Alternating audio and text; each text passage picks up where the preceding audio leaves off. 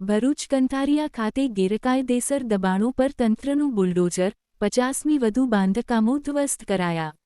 ભરૂચ જિલ્લામાં ગેરકાયદેસર દબાણો સામે તંત્રએ કડક કાર્યવાહી હાથ ધરી છે.